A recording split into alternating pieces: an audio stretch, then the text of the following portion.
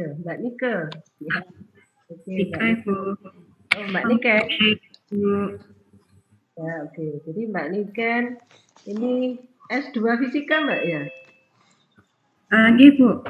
Saya Oke. S2 Fisika. Ya, lulusan S2 Fisika dan S1 Fisika juga ya UB.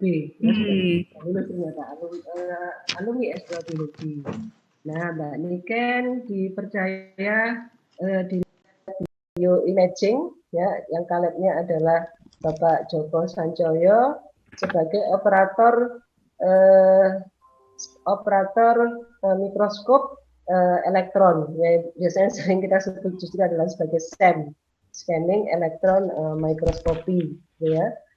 Selain Mbak Niken ini mengoperasikan atau dipercaya untuk menjalankan mikroskop elektron, Mbak Niken juga mengoperasikan alat yang namanya XRD, ya namanya XRD, X-ray diffraction. Nah, alat ini untuk melihat apa ya struktur kristal, ya alat apa namanya untuk apa namanya kajian-kajian yang berskala nano, ya di kristal. Oke, ya masih berapa orang ini? 10 kurangi 3, 7. Masih 6 orang. Ya, masih 6 orang ini. Deh. Ada berapa banyak kira-kira Bu Wit? 13 orang ini, Mbak. Oh, nggih. 13 orang. Oke, mungkin sambil menunggu yang sedang connecting ya dengan Zoom. Oke, hari ini kita mengamati preparat apa, Mbak Niken? Nah, ini jadi Bu, sebelumnya saya sampaikan dulu bahwa karena ini saya kan sendirian nggih di lab kebetulan. Jadi yang bisa saya sampaikan hari ini adalah video yang sebelumnya sudah saya siapkan gitu. Tapi kita tidak membahas spesifik tentang sampelnya apa, tapi lebih kepada bagaimana teknik dan prinsip pengamatan SEM itu sendiri. Apa itu tidak apa-apa nggih Bu Sri, Bu Wit? Ya tidak apa-apa. Paling enggak di situ anak-anak ada gambaran apa apa namanya belegerannya itu apa ya? Wujudnya. Itu wujudnya gitu ya. Kalau orang Malang bilang prejengannya SEM itu seperti apa? Iya Bu.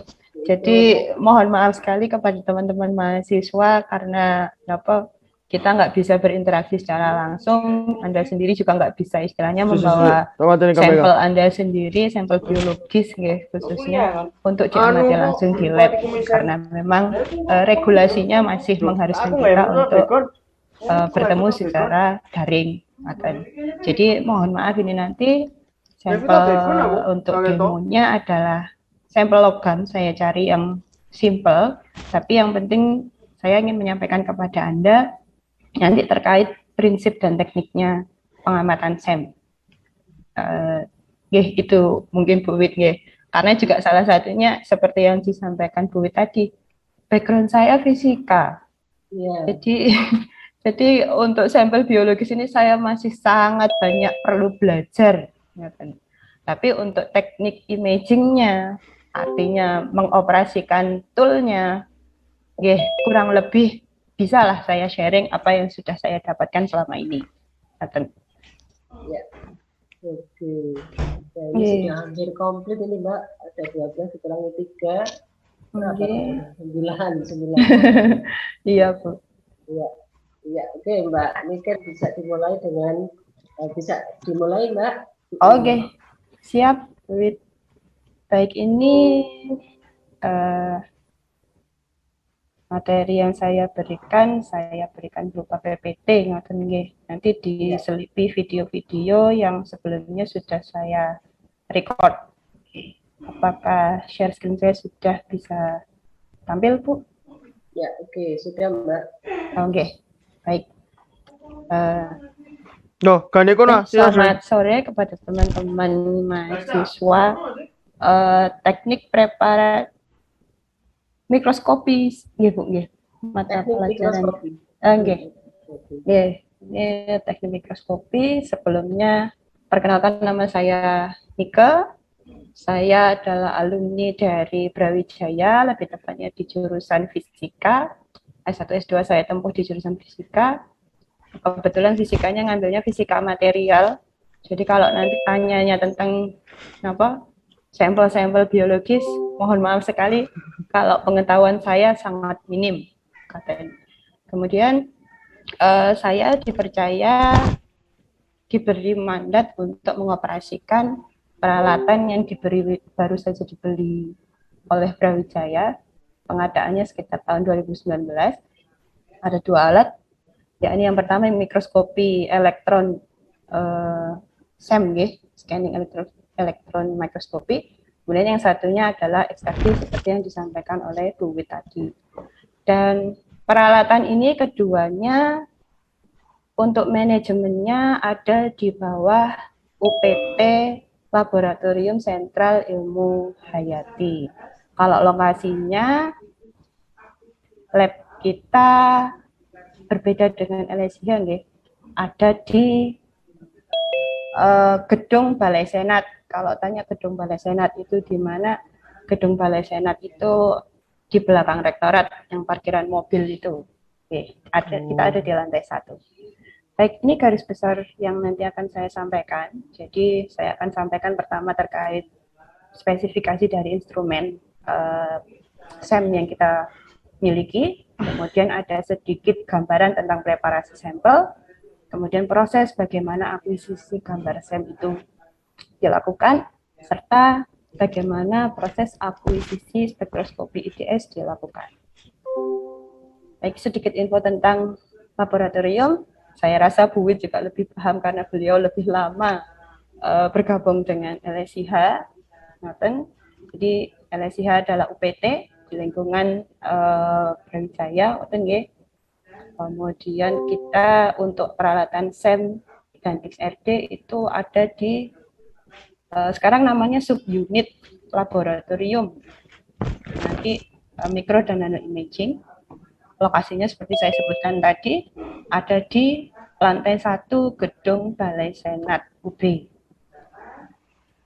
Kemudian peralatan yang kita miliki, yakni SEM, scanning electron microscopy yang kita miliki, itu tipenya adalah tipe FESEM atau Field Emission Scanning Electron Microscopy. Kenapa disebutnya tipe FESEM? Karena source atau sumber elektron yang digunakan itu berupa FEG, Field Emission Gun. Kalau diberi gambaran, ya dengan mungkin di kelas sudah ada gambaran tentang teori dasar dari SEM. Jadi di situ ada sumber elektron yang berupa kawat tungsten. Nah, kalau FEG itu kawat tungsten ada kristal zirkonianya. Nah, di situ yang diperkuat adalah medan elektronnya, jadi bukan hanya elektronnya. Nah, peralatan yang kita miliki jadi kurang lebih gambarannya seperti ini. Ini real picture, saya ambil sendiri, bukan ngambil dari internet, ya. Jadi tipenya adalah Quanta FEG 650, produk dari FEI, dengan beberapa kelengkapan fitur yang terpasang pada peralatan ini, antara lain ada detektor untuk memperoleh gambar secondary elektron, ada 3 jenisnya, yakni untuk mode high vacuum kita ada namanya ETD detektor, kemudian ada low vacuum ada di LFD detektor, kemudian ada di eSEM modenya ada GSED detektor. Instrumen kita itu juga bisa menghasilkan gambar BSE atau backscatter electron imaging dengan menggunakan detektor VCD. Dan dilengkapi pula dengan spektroskopi atau IDS yang namanya Energy Dispersive X-ray spektroskopi yang peralatannya dari Oxford tipe XR.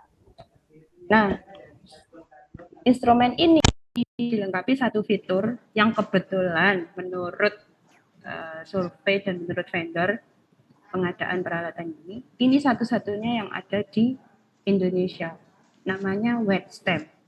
Wet stamp itu istilahnya stamp tapi modenya wet, tapi dikerjakan di SEM. Jadi energi yang dipakai energinya SEM, yakni maksimal 30 kV. Kalau TEM itu kan minimal 100 kilovolt. Nah, ini cuma pakai 30 kilovolt.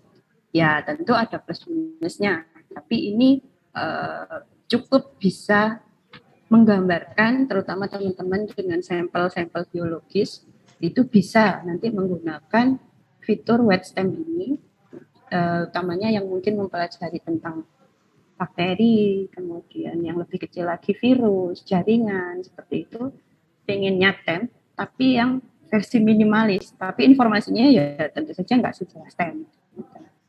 Nah, kemudian di sini ada maksimum sampel, ukuran sampel, ini adalah untuk sampel bulk, ya, sampel yang padat, itu kita izinkan hanya ukurannya maksimal panjangnya 8 cm, lebarnya 5 cm, atau dibalik boleh dengan ketebalan maksimal adalah 1 cm. Ini karena terkait dengan ruangan yang ada di SEM kita, ada di instrumen kita. Selanjutnya saya akan masuk ke preparasi sampel. Jadi beberapa suplai yang kita butuhkan ada di kotak biru.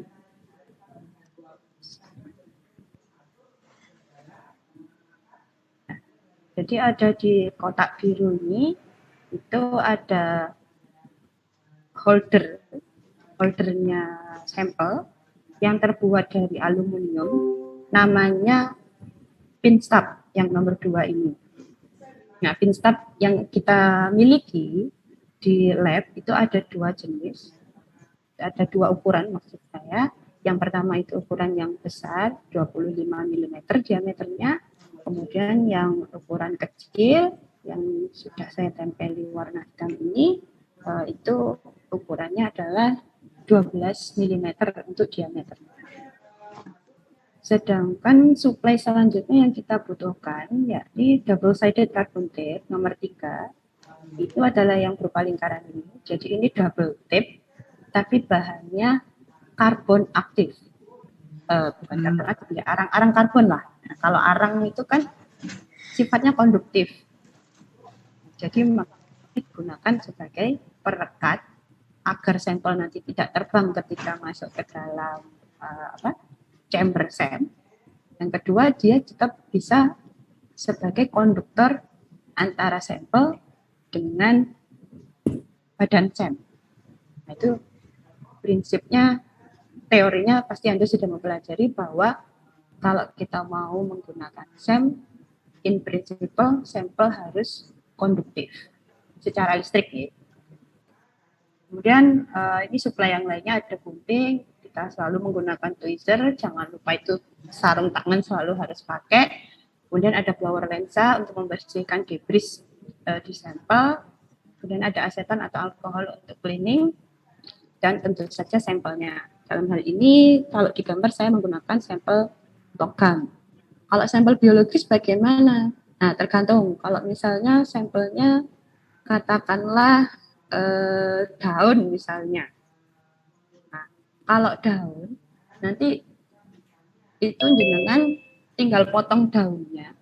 Terserah nanti mau fresh atau daunnya sudah dikeringkan begitu, bisa. Nanti itu yang kita tempelkan ke holdernya ini tadi. Jadi holder kita beri double tape-nya tadi, atasnya baru sampelnya. Begitu.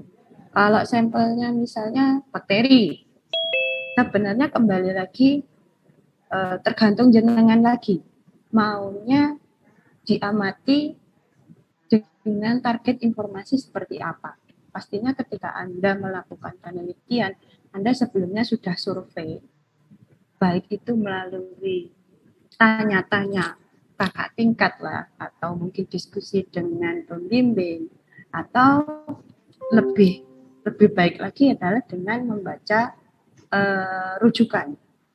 Nah, di rujukan itu biasanya akan selalu, nggak selalu sih, cuma kalau jenengan mau banyak baca rujukan, itu akan menarik garis bahwa setiap preparasi sampel itu selalu mempengaruhi hasil informasi yang Anda tuju. Dan itu antara satu preparasi dengan preparasi yang lain, bahan, kemudian teknik, itu akan selalu berbeda. Ini yang saya sebagai operator sangat menginginkan kepada teman-teman sekalian selaku peneliti itu bisa untuk bersama-sama mari kita eksplor gitu supaya juga istilahnya tekniknya nggak mati itu saja gitu. Jadi nggak pakem baku, semuanya harus nurut standarnya lab. Oke, kemudian ini adalah gambaran dari tahapan untuk preparasi sampel berupa serbuk. Jadi ada 2 metode untuk mempreparasi sampel serbuk pada staf atau holdernya sampel kita tadi. Yang pertama adalah untuk serbuk dengan ukuran kurang dari 100 nanometer, itu kita perlu melakukan dispersi dulu.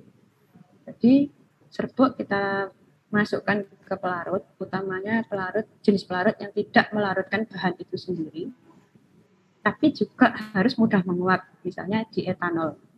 Kemudian kita ultrasonik sekitar 1 menit saja, atau bahkan boleh kurang, karena memang energi dari ultrasonik kadang mempengaruhi keukuran dari partikel serbuk itu sendiri. Kemudian kita nanti ambil pipet sedikit, terus kita taruh di atasnya double tip tadi. Nah, kalau untuk serbuk dengan lebih dari 100 nano, itu bisa kita langsung diletakkan, jadi maksudnya serbuk kita taruh di katakanlah kaca atau mungkin kertas, kemudian kita tempelkan pinnya untuk ngambil serbuk. Sisa serbuknya kita blow, atau yang kedua adalah pin kita letakkan, tapi kemudian serbuknya nanti kita taburkan di atasnya. Sama, nanti diketok-ketok untuk menghilangkan sisa serbuk yang tidak nempel ke tape, ditambah dengan kita blower di lensa. Nah, setelah tadi meletakkan sampel di staf atau mount on staf tadi ya, ada tahapan selanjutnya yang disebut dengan sputter coating. Sputter coating ini adalah tahapan di mana sampel kita lapisi dengan bahan konduktif. Apakah semua sampel harus di sputter coating? Tidak. Utamanya adalah sampel-sampel non-konduktif yang diinginkan untuk dihasilkan gambar dengan resolusi tinggi. Itu lebih baik kita sputter coating. Karena pengamatan dengan resolusi tinggi itu biasanya akan lebih mudah didapat dan memang hasilnya lebih baik ketika pengamatan di mode high vacuum. Nah, bahan dari sputter coating sendiri, kalau untuk di lab kita, ini tahun kemarin, sudah 1 tahun sebenarnya, itu sudah datang peralatannya. Bahan yang ada adalah emas, aurum, seperti itu. Nah, setelah nanti bahannya terlapisi, baru kita masukkan ke sel. Selain sampel serbuk, saya juga merangkumkan sedikit tentang bagaimana sampel biologis secara umum itu harus dipreparasi sebelum masuk ke dalam SEM. Jadi, kenapa harus dipreparasi seperti itu? Karena ini terkait dengan ini tadi, seperti yang saya catatkan di sini, sampel biologis umumnya diambil dalam kondisi kering. Kenapa? Karena SEM itu bekerjanya dalam mode vakum. Kalau tidak dipreparasi, takutnya sampel Anda malah rusak. Yang pertama. Yang kedua, kandungan air yang terkandung di dalam bahan sampel Anda itu bisa menyusup ya, ketinggalan juga di instrumennya.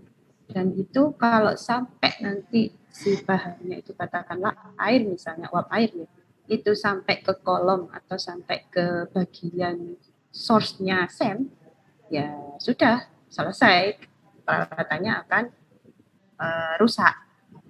Karena memang peralatan ini di set up kondisinya vakum. Kenapa harus vakum? Di teori Anda pasti sudah mempelajari. Jadi secara umum Yang pertama itu ada proses yang namanya fiksasi. Kalau dari beberapa paper yang saya baca, ada banyak sekali bahan yang dipakai. Ada butyrylaldehyde, ada paraformaldehyde, nanti ada osmium tetroxide, ada yang langsung formaldehyde, ya, formalin kalau nggak salah. Jadi, itu ada yang langsung seperti itu. Ada yang tahapan fiksasinya ini dilewati. Jadi langsung ke bagian dehidrasinya ini.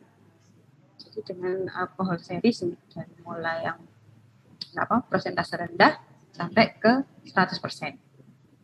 Nah, sampel kalau sudah seperti ini baru siap untuk diletakkan pada staf SEM atau filternya SEM itu tadi.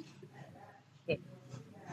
Ada juga sampel biologis itu harus semacam di resin. Kalau teman-teman biologis mungkin pakai itu yang namanya apa sih? Parafin.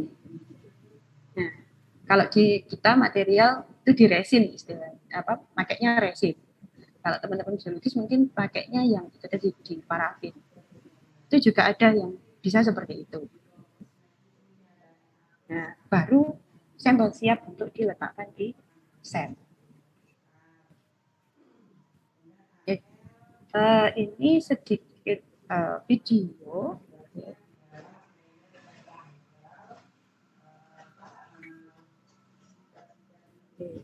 Jadi video ini adalah gambaran bagaimana saya preparasi sampel di lab. Jadi tahapannya kalau sampel biologis sudah fiksasi, ya, fiksatif ya kondisinya.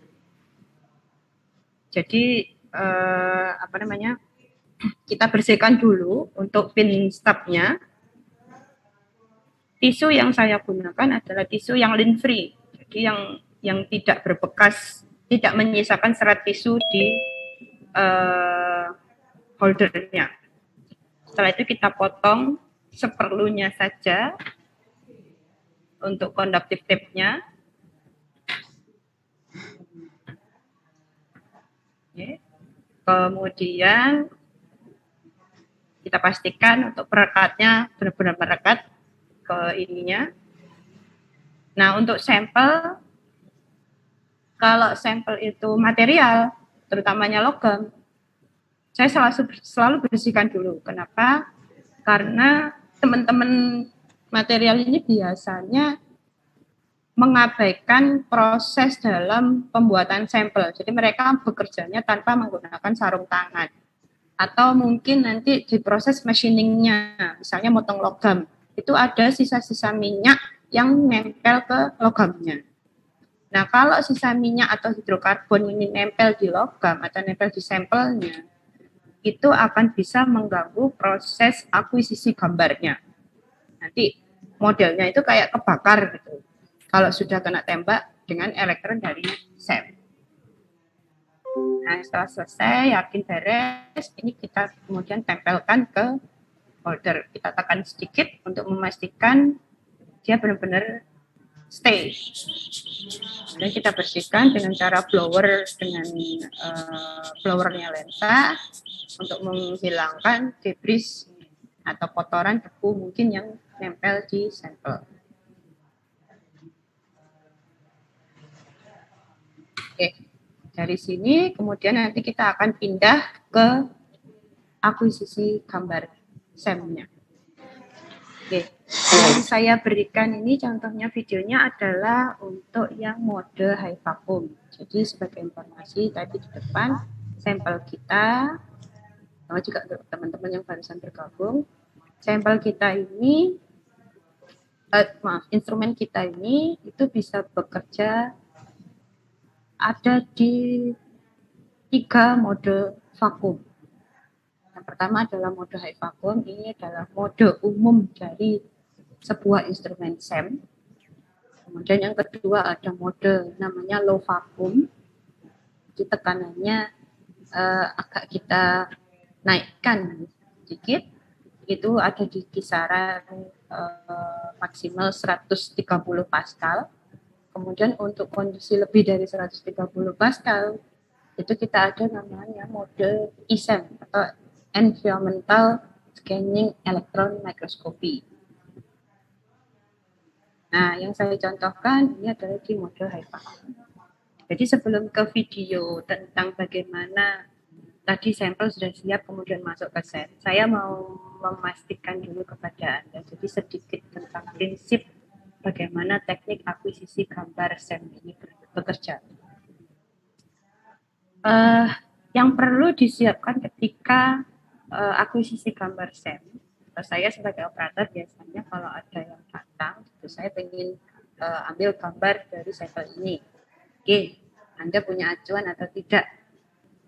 Acuan gambarnya mungkin atau papernya atau apa? Kalau ada, saya akan melihat informasi di gambar yang ada itu utamanya terutama terkait ini. Detektor apa yang digunakan untuk memperoleh gambar tadi? Apakah nanti itu gambarnya secondary elektron atau gambar backscatter elektron? Itu yang pertama.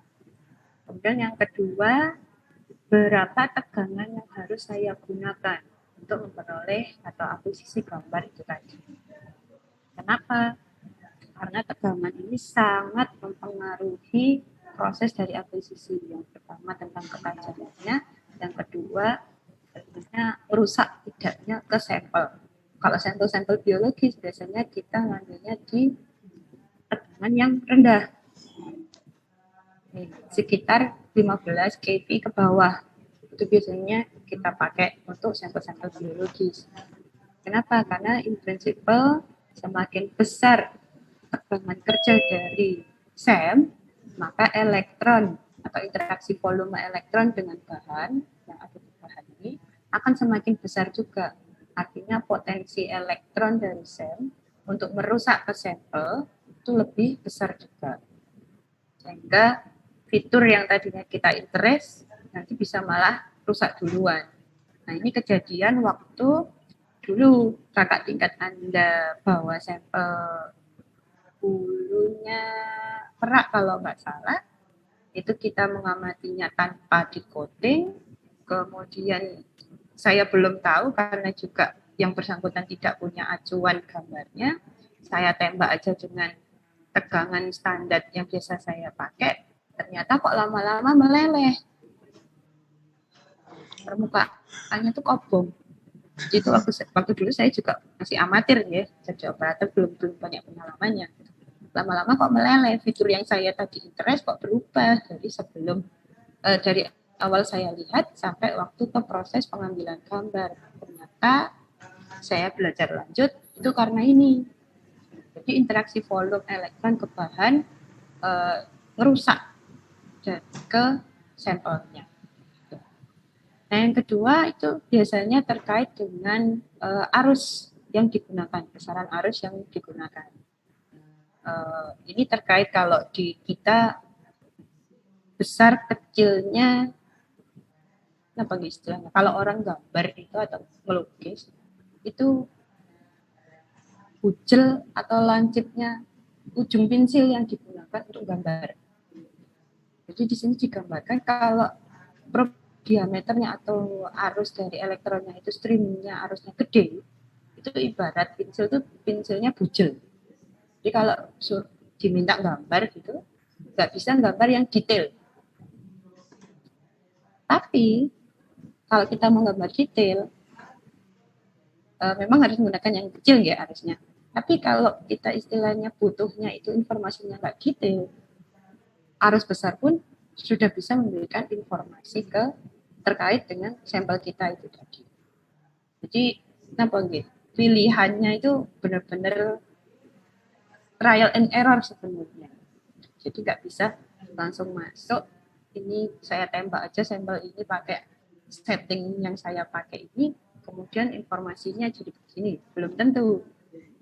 Karena ternyata ya seperti mikroskop lah, kita harus mikroskop optik lah, kita benar-benar harus main-main lighting, fokus dan lain sebagainya seperti itu untuk benar-benar mendapatkan informasi dari gambar yang kita peroleh.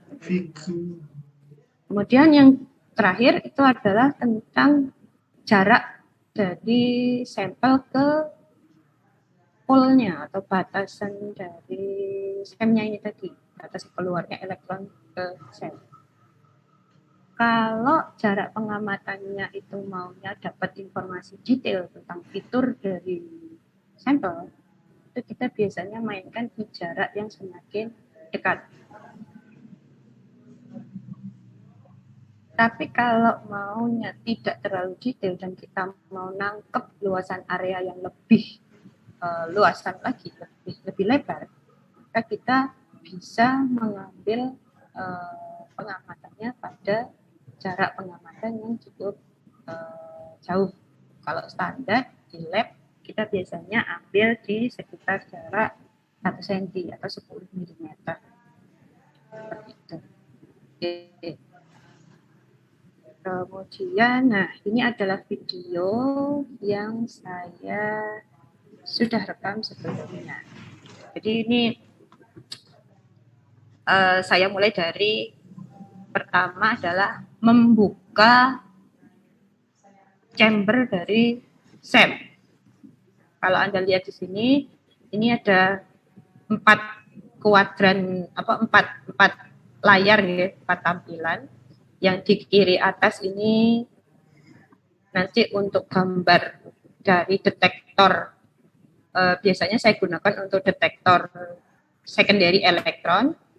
Kemudian yang gambar kanan itu biasanya saya tampilkan untuk detektor backscatter elektron. Kemudian yang kiri bawah ini adalah lokasi sampel di dalam chamber. Dan yang di gambar kanan ini adalah tampilan kamera CCD di dalam chamber ketika nanti proses. Jadi tampak sampingnya. Kalau yang di sebelah kiri ini adalah tampak atasnya. Yang sebelah kiri ini kamera still, ya. Jadi begitu sampel sudah kita letakkan, kita foto dulu. Kalau yang gambar kanan ini yang live, karena kamera CCD yang digunakan. Apunten, ada gangguan suara perekamnya. Ini agak saya percepat. Sebentar. Maaf, ini saya stop share.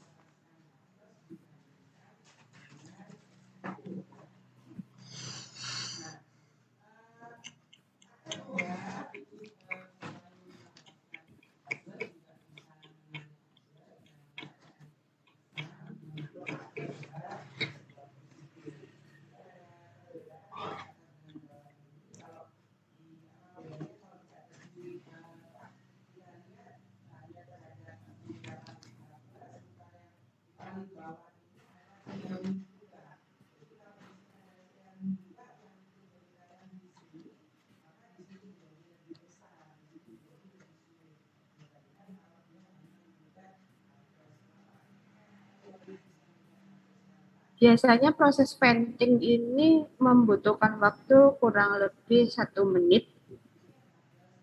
Venting itu adalah proses memasukkan bukan udara, gas nitrogen yang kita pakai. Jadi gas nitrogen ultra high purity ke dalam chamber agar tekanan di dalam chamber sama dengan tekanan di lingkungan, sehingga kita bisa buka dari chambernya, pintu dari chambernya itu tadi. Oke.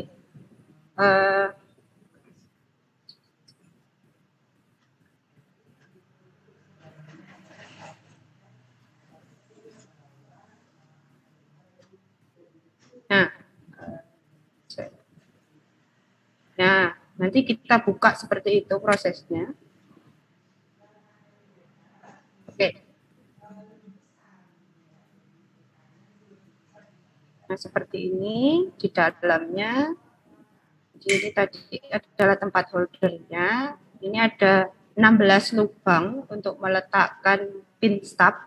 Kalau kita menggunakan stub yang ukurannya 12 mili tadi, jadi ada bisa 16 pin stub yang kita bisa masukkan secara bersamaan. Kemudian ini kita foto dulu untuk posisi dari sampelnya. Itu saya tutupi lampunya untuk mempercepat respon kamera saja, sehingga pengambilan gambarnya lebih cepat dan tidak terlalu terang gitu. Nah, setelah proses foto, kemudian baru kita tutup kembali chambernya.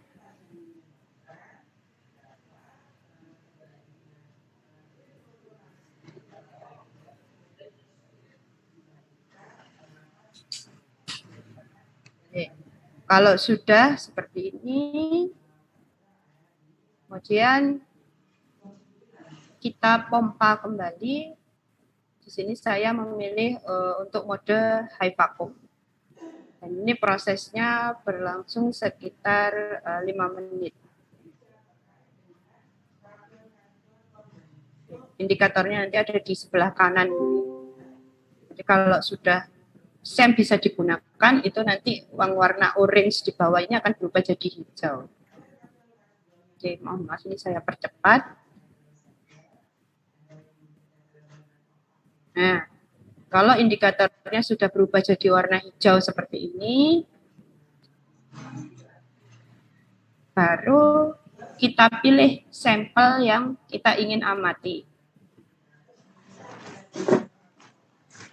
Dalam hal ini saya tinggal saya memilih lokasinya dengan cara double klik di foto yang kita ambil tadi. Dan kita dekatkan ke jarak. Saya biasanya pengamatannya di jarak 10 mili. Setelah oke, pemilihan tegangan dan current tadi ya, arusnya dalam hal ini diwakili oleh spot. Baru kita nyalakan beam-nya. Setelah itu kita proses focusing. Biasanya dalam proses fokus saya akan memilih sesuatu objek yang kiranya memiliki fitur atau bentuk tertentu agar mudah untuk nah seperti ini. Jadi ini prosesnya meleleh, ini adalah hidrokarbon biasanya. Bahannya bahan-bahan organik, kemudian ada hidrokarbonnya. Jadinya seperti itu.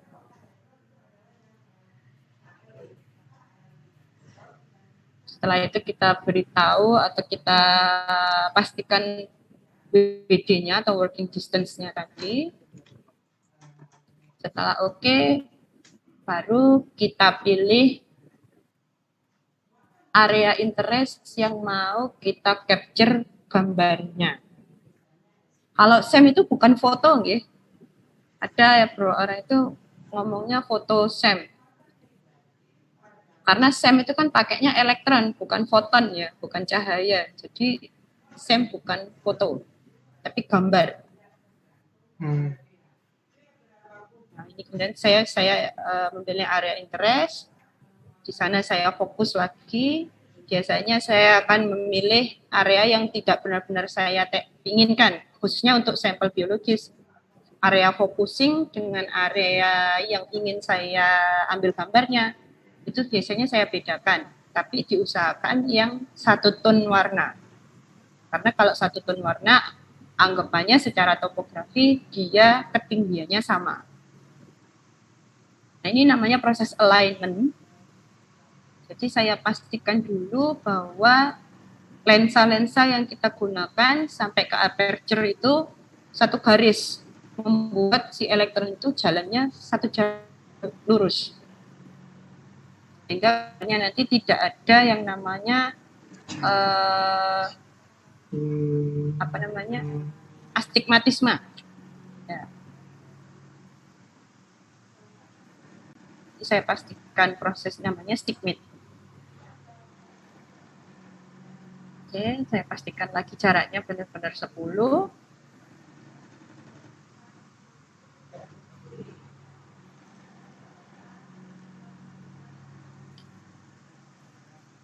Kemudian saya pilih perbesarannya, ingin di-capture di berapa. Kita atur kembali kontrasnya. Dan ini dalam sekali proses, sinyalnya bisa ditangkap bersamaan oleh dua detektor yang berbeda. Karena prinsipnya yaitu tadi, ketika elektron ditembakkan ke bahan, ada berbagai sinyal yang keluar, yang sudah Anda pelajari di teori, dan ini kita tangkap secara bersamaan. Kalau yang kiri, ini adalah gambar secondary elektron, kemudian kalau gambar yang kanan, itu adalah backscatter elektron. Oke, ini adalah proses kita nyimpan gambarnya. Kalau gambar yang kita tangkap tadi sudah oke.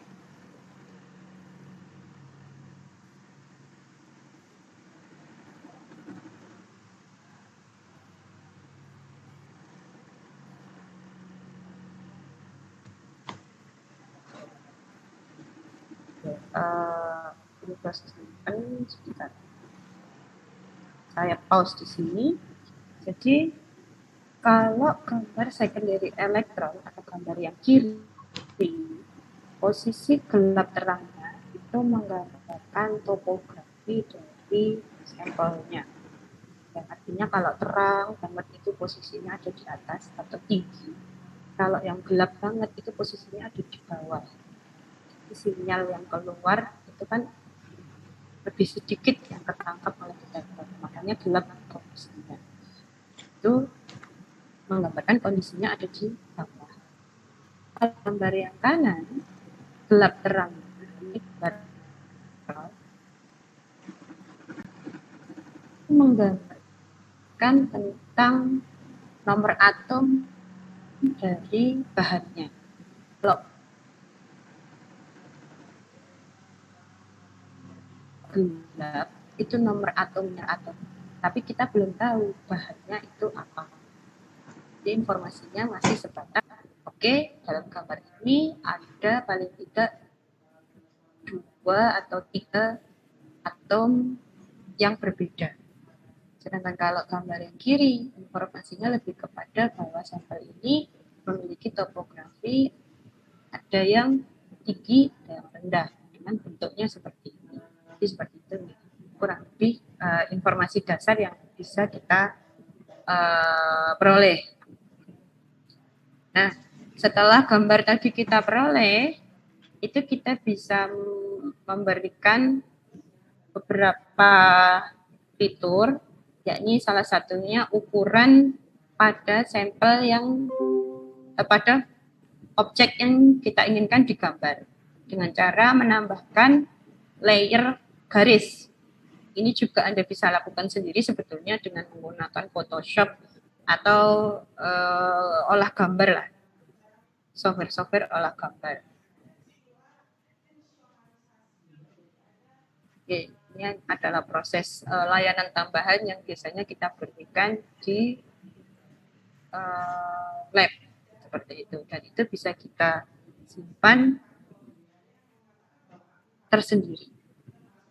Nah, kalau tadi kita sudah memperoleh gambar topografinya, kemudian juga ada gambaran bahwa sampel kita ternyata terdiri dari paling tidak 3 jenis atom atau unsur yang terkandung dalam bahan kita.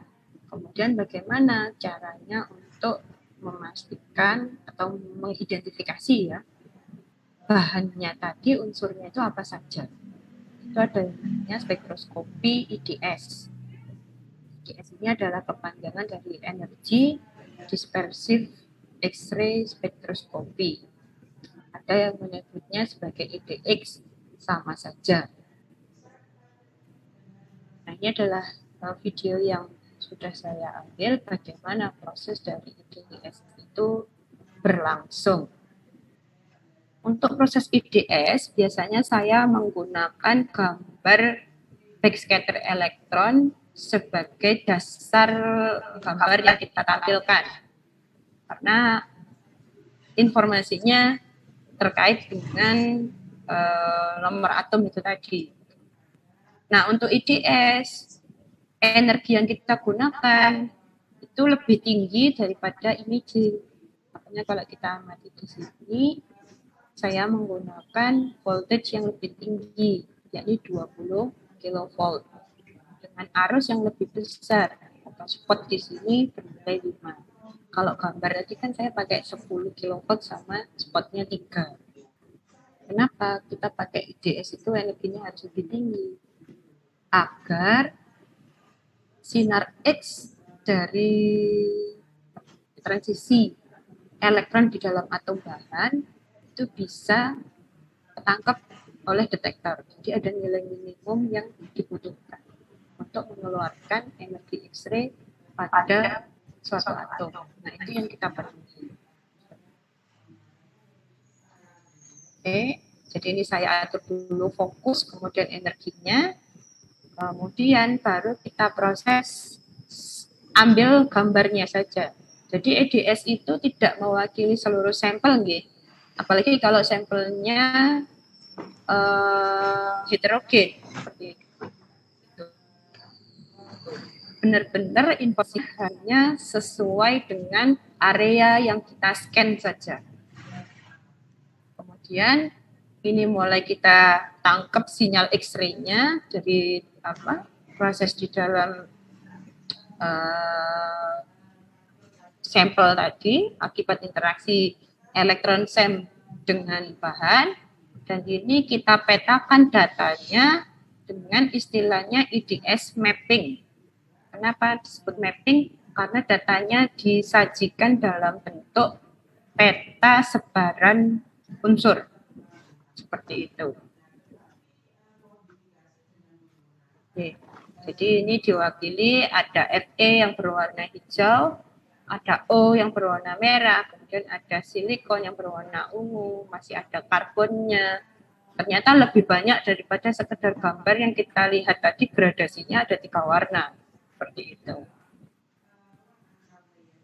Oke. Nah, jadi selain mapping tadi, ini juga ada grafik dari spektroskopinya, di mana sumbu X ini adalah besaran energi X-ray-nya, kemudian sumbu Y ini adalah besaran intensitas foton yang ditangkap. Seperti itu. Nah, ini kita juga bisa melakukan spektroskopi pada area spesifik yang mau kita ambil saja, yang mau kita ketahui. Jadi tidak seluruh area scanning, tapi titik-titik tertentu saja. Nah, ini saya gambarkan, saya buat kotakan kecil seperti itu di areanya. Kemudian kita scanning. Jadi ini area yang sedang kerja adalah spektrum 1 atau area kuning ini, ya. Di situ ternyata dominasinya adalah logam Fe. Kemudian agak saya skip. Kalau di area 2 ternyata dominasinya justru ada silikon, kemudian masih ada karbonnya, dan lebih banyak oksidannya. Begitu, ada kalsium dan lain sebagainya.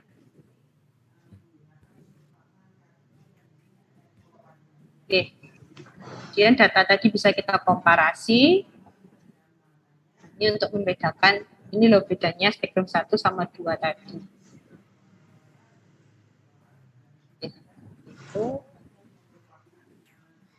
Ini juga ada fitur IDS kita itu berupa garis. Jadi kalau misalnya saya tarik garis di area tadi, maka untuk datanya juga kita bisa berikan di sini, ya, sumbu X-nya adalah panjang garis yang kita buat tadi. Sumbu Y-nya adalah intensitas masing-masing unsur. Unsurnya diwakili oleh warna-warna ini tadi. Seperti itu, bahwa sepanjang garis ini, di 40 mikron pertama ternyata Fe-nya yang lebih tinggi.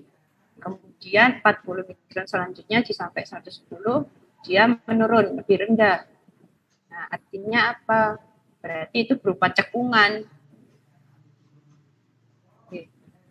Atau bisa jangan-jangan bukan cekungan, karena kalau ngomong cekungan sama gundukan, itu jenengan informasinya ada di secondary elektron, gitu.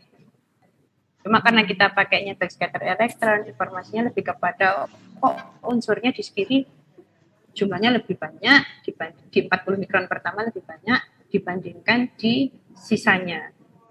Itu. Tapi di sisanya yang lebih banyak ini unsur yang warnanya merah atau ungu ini, ada silikon sama oksidanya ini tadi. Seperti itu.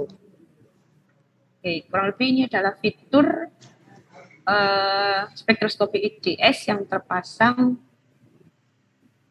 di peralatan kita.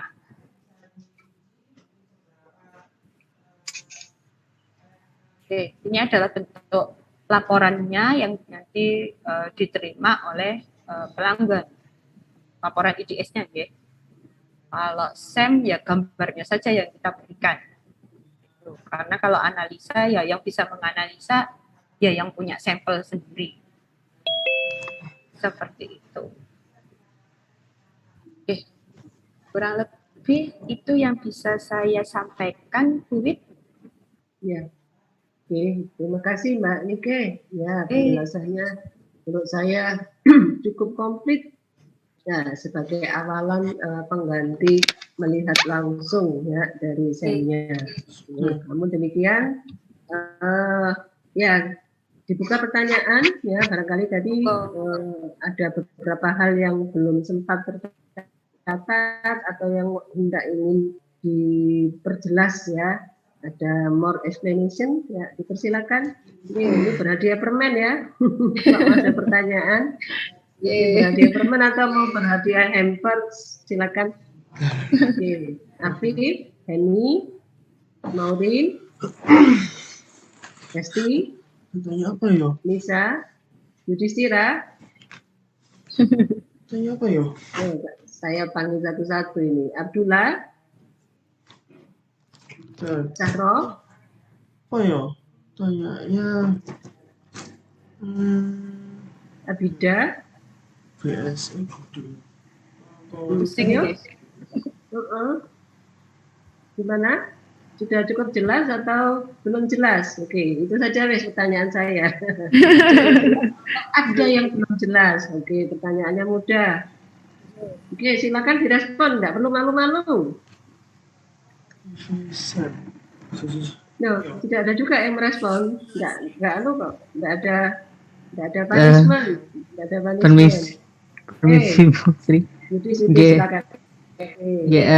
Saya tadi coba mengikuti dari awal sampai akhir. Jujur saya agak sedikit pusing karena saking banyaknya sistem yang harus diatur tadi ya, mulai dari persiapan sampel sampai tadi settingan di sistemnya sendiri. Nah, itu kalau dari pertanyaan Bu Wit itu terkait cukup jelas enggaknya? Kalau dari penjelasannya Bu Nike jelas, runtut gitu dari persiapan sampel sampai akhir. Nah, ini yang kan tapi ini fokusnya di logam ya Bu tadi sampel logam nih tadi itu untuk material. Nah, dan bercerita tadi saya juga tadi itu yang terkait coating ya Bu. Ini kan kalau nggak salah ada kayak semacam sebutkan coating ya. Jadi ada pelapisan dulu oleh kalau saya dulu tuh lihatnya tuh kayak semacam logam emas gitu atau yang mungkin saya masih belum mengerti, perlu banyak belajar lagi. Nah, ini untuk coating ini kalau di logam itu apakah tidak perlu ya? Dalam itu maksudnya apakah logam sudah komposisinya tuh logam itu perlu di coating lagi ataukah di coating ini kembali ke sampel yang mungkin itu khusus yang biologis begini ya Bu? Ini saya masih belum dapat gambarannya ini apakah itu kembali ke konteks bendanya atau bagaimana ya Bu? Oke. Terima kasih atas pertanyaan yang sangat menarik. Itu pertanyaan yang umumnya ditanyakan juga ke saya. Jadi seperti ini. In principle, kalau pengamatan SEM itu kan sampelnya harus konduktif. Memang karena kita menggunakan elektron. Dan elektron itu hanya bisa istilahnya mengalir kalau bahannya konduktif. Kenapa elektronnya harus ngalir? Karena kalau elektronnya mengendap, itu lama-lama interaksinya seperti yang saya gambarkan di prinsip tadi, dia akan berinteraksi dengan bahannya, elektron di bahan. Dan lama-lama sifatnya kalau dia isolator bisa merusak ke sampelnya. Itu pertama. Nah, kemudian yang kedua adalah untuk proses coating itu biasanya kita lakukan umumnya pada sampel-sampel yang non-konduktif dengan harapan ingin mendapatkan informasi detail topografi sampelnya. Jadi sebagai contoh misalnya, jenengan punya sampel misalnya nggak harus biologis nih. Misalnya adalah gula misalnya. Gula itu kan bahan, ya, tapi dia tidak konduktif. Jangan pengen tahu kristalnya itu seperti apa sih, permukaannya si gula ini seperti apa, dan seperti itu. Tapi jenengan pinginnya cuma ngambilnya di perbesaran katakanlah 1000 atau hanya informasi terkait, saya mau tahu ukurannya saja utuh gula itu seperti apa sih kalau mau gambar detailnya, seperti itu. Maka saya akan lakukan prosesnya bisa tanpa coating.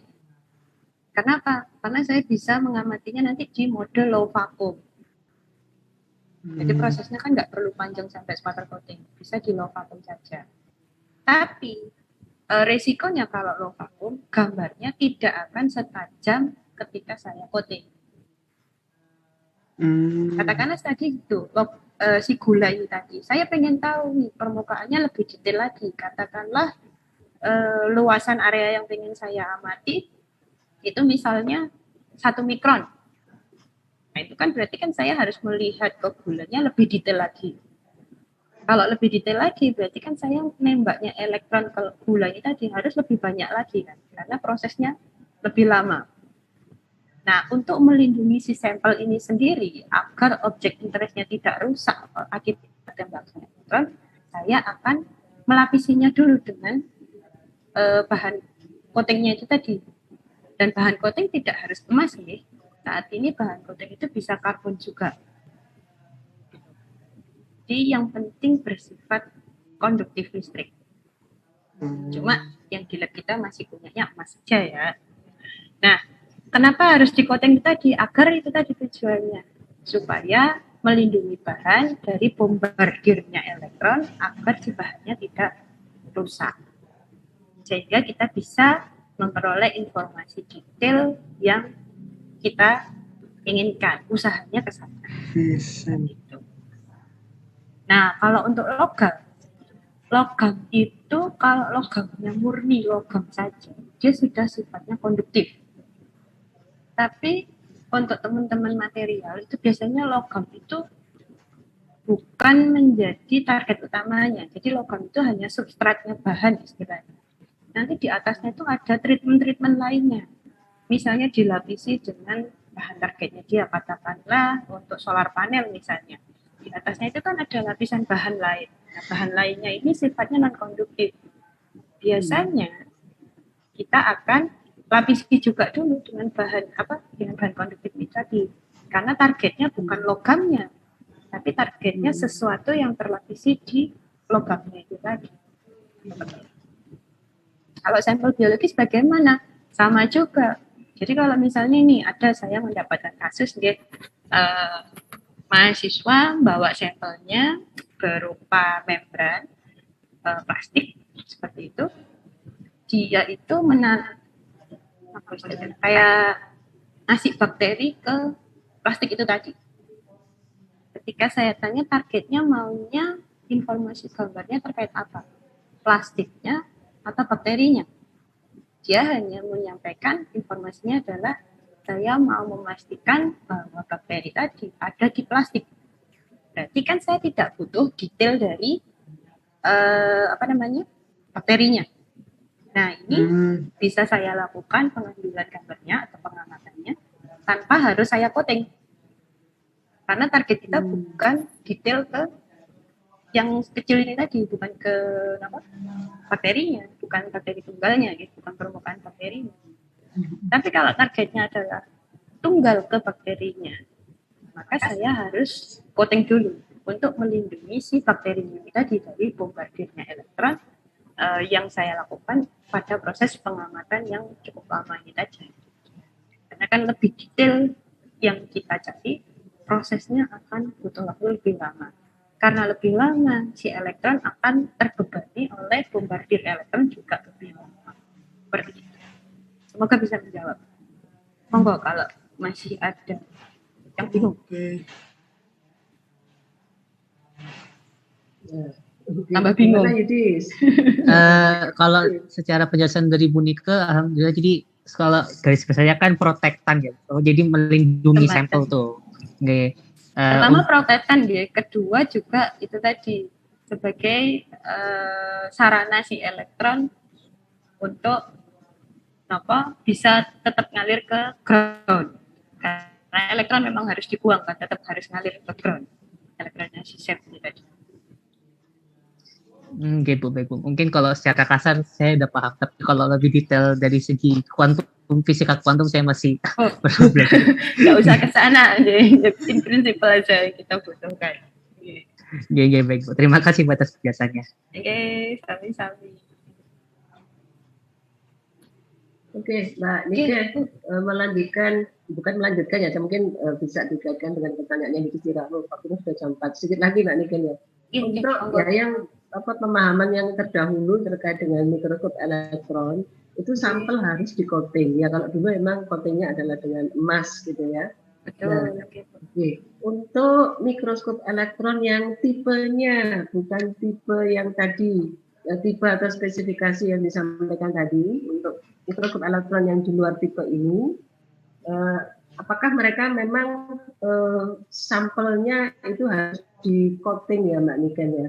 Entah itu sampelnya sudah kondusif atau tidak kondusif, tapi karena tipe mikroskop elektronnya seperti itu, maka sampelnya, apapun sampelnya perlu di-coating. Apakah betul seperti itu Mbak Niken?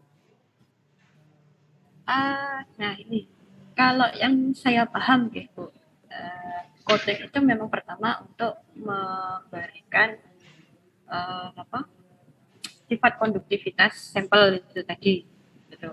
Dan SEM tipe-tipe lama, utamanya SEM yang bahannya tungsten, kemudian platinum peroxide untuk source-nya itu, memang vakumnya hanya satu jenis biasanya, hanya high vacuum saja. Biasanya seperti itu. Cuma kalau perkembangan peralatan sekarang sih, yang saya baca beberapa, kalau SEM baru-baru itu sudah dilengkapi dengan mode low vacuum juga Bu. Jadi sputter coating tidak mutlak untuk dilakukan seperti itu. Yang penting kandungan air dalam bahan itu batas minimumnya terpenuhi seperti itu saja. Oke. Ya. Kalau SEM lama mungkin memang harus di-coating seperti itu Bu. Cuma itu tadi kalau kondisinya non konduktif. Kalau memang sudah konduktif, kemudian kering, saya rasa tanpa coating pun masih aman ke instrumennya juga. Oke, ya berarti terkait dengan Mbak ya, perkembangan teknologi SEM-nya sendiri, ya, teknologi karena sudah terkini memang sudah ya. Bersyukur yang baru datang adalah SEM yang sudah tipe yang termasuk tipe yang terkini gitu ya, sehingga bisa dipakai coating atau no coating sesuai dengan keperluan sampel dan tujuan penelitian. Oke, iya. Satu lagi bila ada. Oke. Intinya adalah mungkin saya tanya lagi satu untuk mahasiswa. Apakah tadi yang disampaikan oleh Mbak Niken ini dasarnya sudah tersampaikan di kuliah, ataukah di kuliah belum sampai pemahaman yang untuk supaya yang mendasari apa yang disampaikan oleh Mbak Niken? Halo, atau tidak tahu? Gimana? Kuliahnya satu kali atau sudah 2 kali yang mikroskop elektron? Sudah 2 minggu kemarin sama sekarang tadi nih Bu. Jadi 2 kali. Ya. Itu cukup mendasari penjelasannya untuk Manikan tadi. Kalau dari segi penjelasan kemarin tuh Pak Sutiman itu lebih menjelaskan ke susunan dari prinsip yang awal tuh kan susunan dari Microsoft Electron. Secara garis besar tuh apa saja komponennya. Baru ke prinsip kerjanya itu baru ditunjukkan gambar hasil dari penggunaan Microsoft Electron ditambah manfaat pada bidang lain gitu Bu. Itu kalau penjelasan dari Pak Sutiman. Iya. Ya, saya rasa sudah cukup mendasari cukup mendasari dengan penjelasan yang disampaikan oleh Mbak Niken. Ya, Mbak Niken tadi lebih ada beberapa case gitu ya, memberikan contoh, memberikan beberapa case sampel-sampel gitu ya. Tadi ada sampel biologi, sampel logam, dan sampel yang kemungkinan bisa terbakar gitu ya. Dan itu lebih banyak memberikan contoh-contoh case yang kemungkinan dihadapi pada saat kita hendak sampel kita tentunya ya, sebelum kita memutuskan ya untuk analisa dengan SEM. Jadi karakter sampel kita harus kita ketahui terlebih dahulu dan tujuan penelitiannya apa gitu ya, sehingga operator jelas menggunakan low vacuum ya atau tidak ya, menggunakan yang detail atau tidak detail gitu ya. Itu hal-hal yang dengan contoh case-case yang tadi dicontohkan, ya, memberikan pemahaman bahwa tidak begitu saja sampel itu diserahkan ke operator, gitu ya. Operator perlu mengetahui tujuannya untuk apa, gitu ya, supaya operator bisa membantu sepenuhnya sesuai dengan tujuan penelitian, gitu ya. Nah, seperti itu tampaknya. Oke, maaf ini di atas ambang batas jam sekolah, jam sekolah.